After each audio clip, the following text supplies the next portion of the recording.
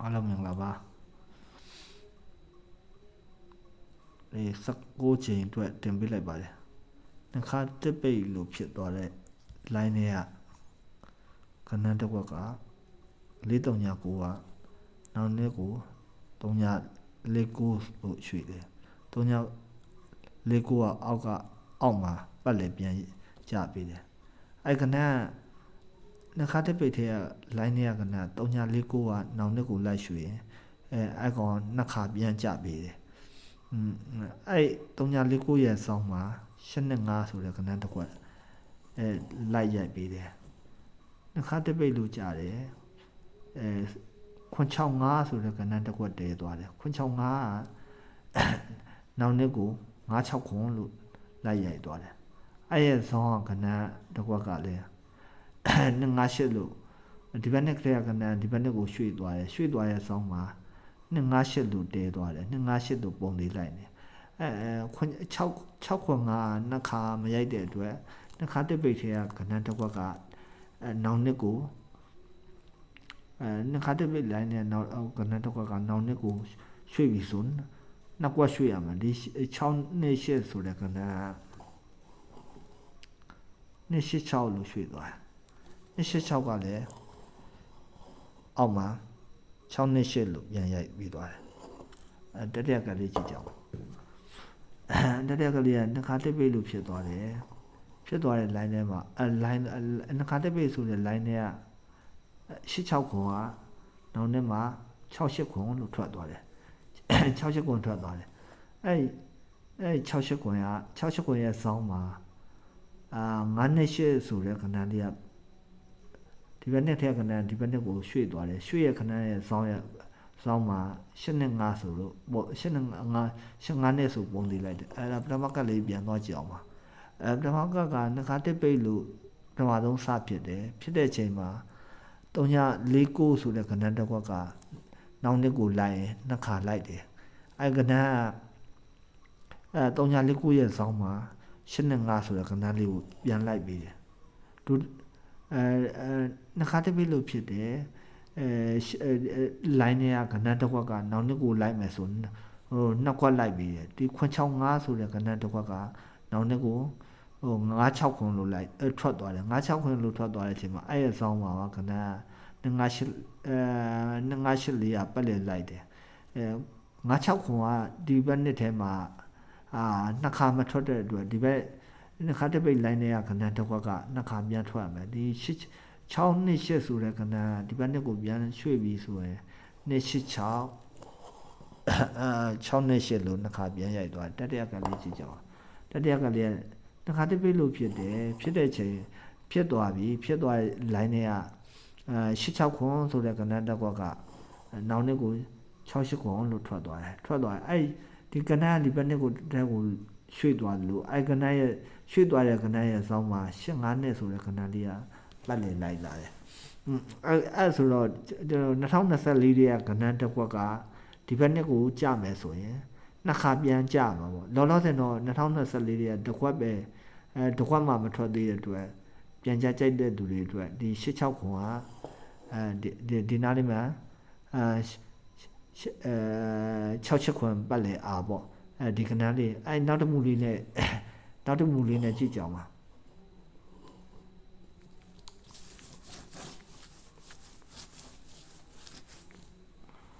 နောက်တစ်မျိုးလေးနဲ့ကြည့်ကြအောင်ပါ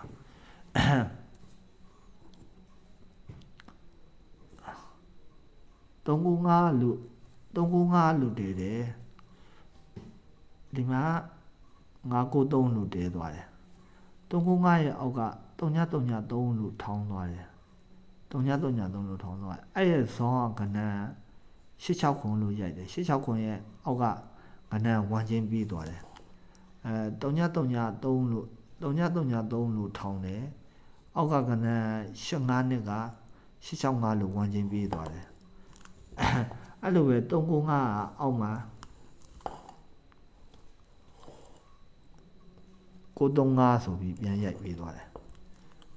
ဒီဘက်က993ဆိုတဲ့ကဏ္ဍကလည်းဒီမှာ395လို့ပြန်ရိုက်ပြီးသွားတယ်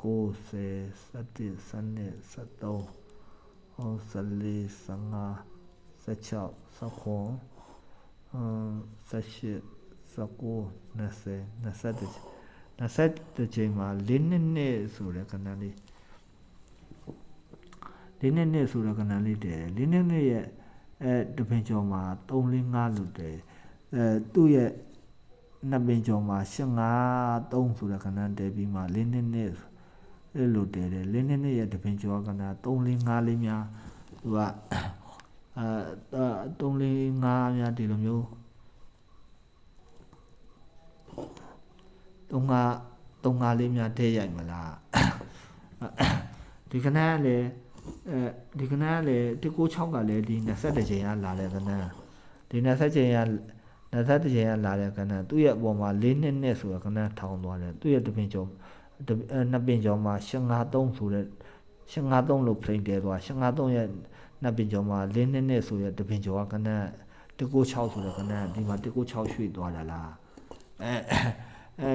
အဲ့လိုပဲဒီအောက်ကကနန်းကလည်းသူ့ရဲ့21ချိန်မှာလာတယ်21ချိန်မှာလင်းနဲ့လို့တဲသွားတယ်သူ့ရဲ့နှစ်ပင်ကျော်မှာ853လို့ရိုက်သွား853ကနေမှနှစ်ပင်ကျော်မှာလင်းနဲ့လို့ရိုက်သွားသူ့ရဲ့တပင်ကျော်ကကနန်း345ဒီမှာ345ရွှေ့မှာလားအဲ့ဆိုကြရင်တော့ပြန်ကြရင်တော့ကျွန်တော်ပြန်ကြဆနာဒီဘက်နှစ်ထဲကနန်းဆိုတော့68ခွန်68ခွန်ရယ်345ရယ်345ရယ်196ပြောင်းကြီးများပြည့်သွားမလား196ရယ်အလုံးကံကောင်းကြပါစေ